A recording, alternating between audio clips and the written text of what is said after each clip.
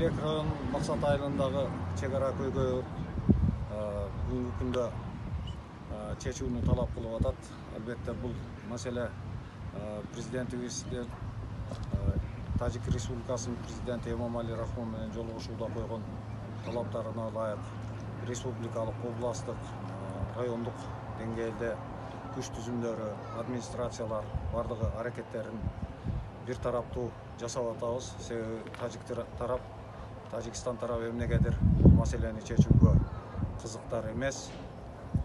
Себеби алар сүйлөшүүгө келип биз менен жолугушууну уюштуруп аткандыгыбызга карабастан анын жыйынтыгы чыкпай жатат. Бүгүнкү күндө Лейлек районуна аймагында абал туруктуу, элдер өзүнүн тиричилиги менен алек.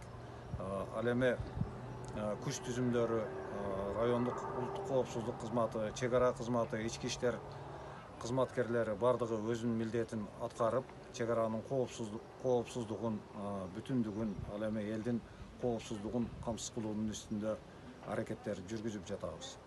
Мына маселени чечүү албетте убакытты талап кылып атат, чегараны тактоону талап кылып атат.